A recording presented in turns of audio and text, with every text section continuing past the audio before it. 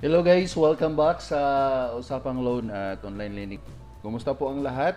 Na-miss ko po kayo at medyo sobrang busy lang talaga din at hindi tayo nakapag-upload ng mga latest reviews natin, but now this is the time na mayroon na naman tayong nakitang bagong online lending app na available ngayon sa Play Store, at sa kasalukuyan po nakakuha na po sila ng more than 100,000 total number of downloads. Kaso lang medyo mababa yung ratings na nakuha nila. Siguro dahil bago pa lang sila, and then malamang ang ginawa po ng mga ulan na to ay requirements ang pag-review ng kanilang app sa Play Store bago po i-evaluate ang kanilang loan application. So walang iba, ang pangalan sa app ay si Easy Borrow Easy Money. Easy Borrow. So under po ito sa Wing of Integrity Lending Corporation. So ang Wing of Integrity Lending Corporation, yan po ang nakarehistro sa Securities and Exchange Commission. Kung titingnan natin sa listahan ni SEC, yan po, naka-highlight po dyan ang Wing of Integrity Lending Corporation. At yan din po, nandyan sa, sa inyong screen, ang kanilang SEC registration at kung kailan ito nabigay sa kanila. 2019 pa po, October.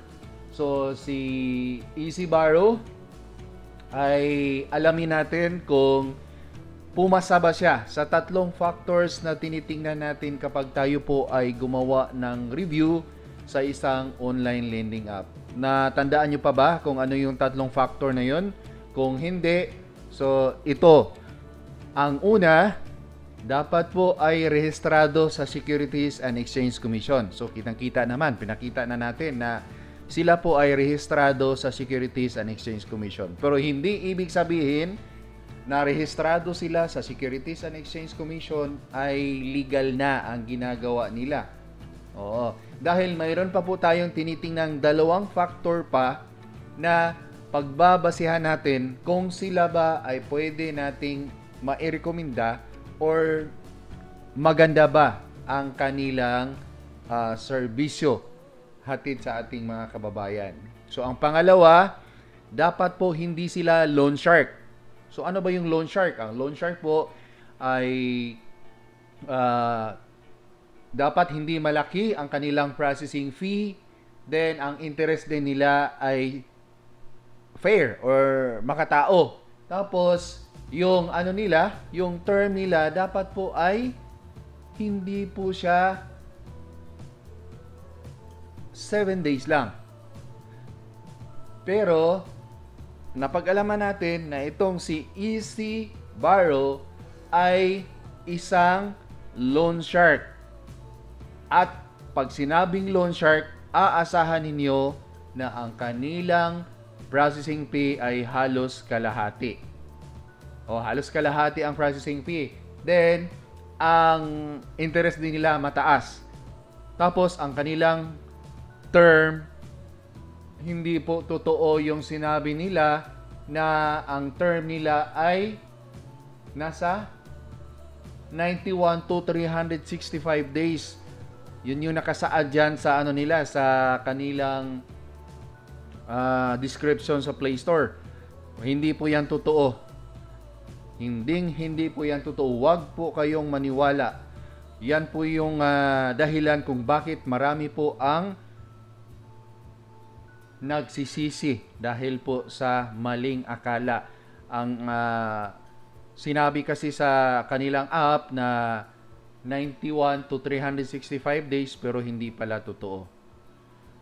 So dito sa ulan na to, ang pagiging loan shark ay klarong-klaro.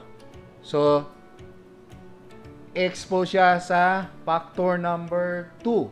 How about factor number 3? Ang factor number 3, dapat po hindi sila data privacy violators. Hindi po sila nanghaharas, hindi po sila nananakot, hindi po sila namamahiya, or hindi din po sila nambabanta.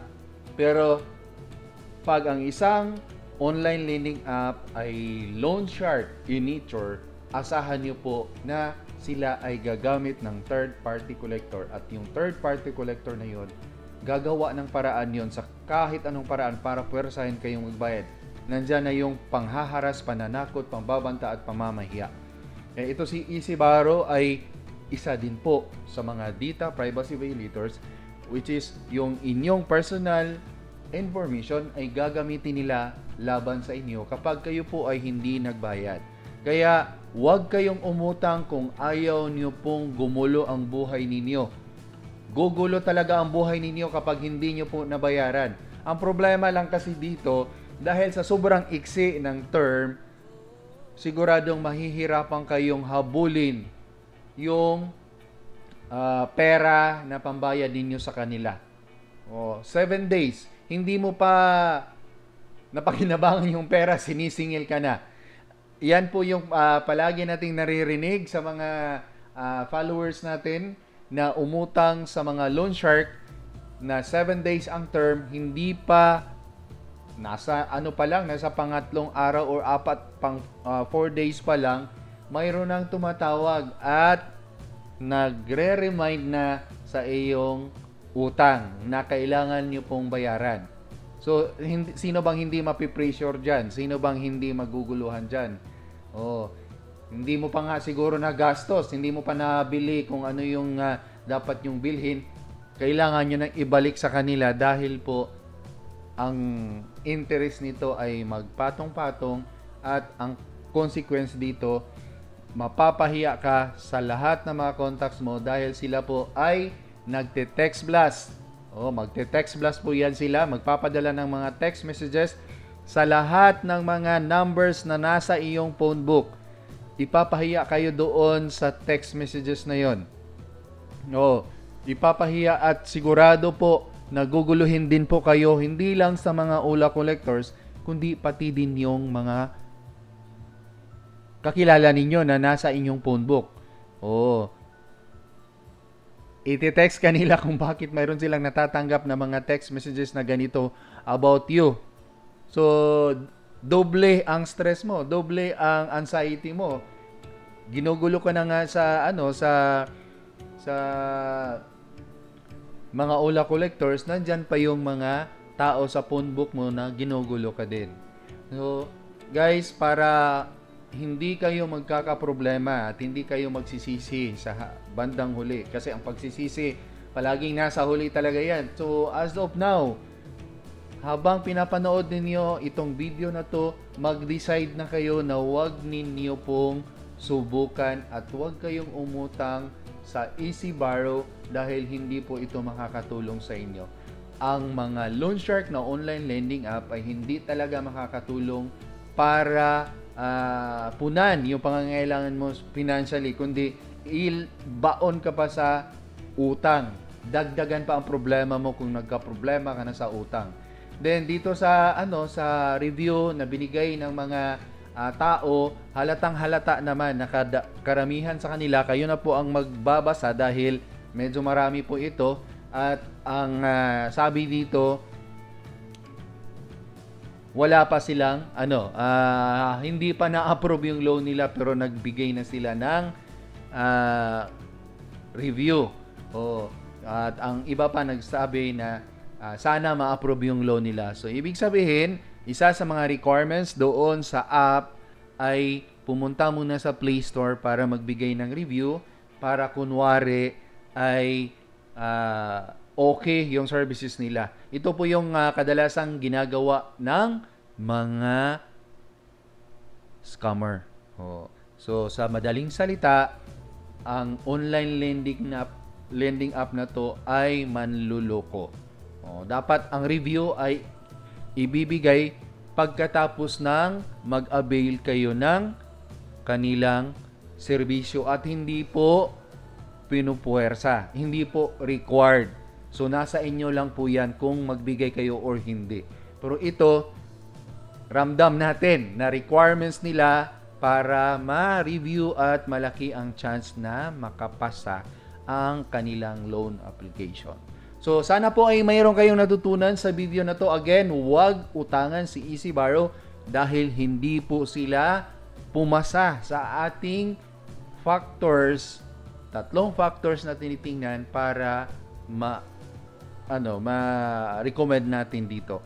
Although check sila sa factor number 1, pero sa factor number 2 sa pagiging loan shark at factor number 3 sa pagiging data privacy violators ay pareho po silang X. So again, maraming salamat po sa aking mga members na patuloy na sumusuporta at nagre-renew ng kanilang membership. Maraming salamat sa aking mga followers, mga subscribers. Maraming salamat po sa inyong lahat sa walang sawang suporta. Sa aking mga viewers na hindi pa nag-subscribe, baka naman wag ninyong ipagkait sa akin. Please, i-subscribe nyo po ang Usapang Loan at Online Lending. And then, please, paki-like and i-share na din ang ating mga video para marami po ang makakaalam sa mga modus ng mga loan shark na online lending app. So, abangan nyo po ang ating mga next video, mga next review. Maraming salamat. Hanggang sa muli. Paalam po.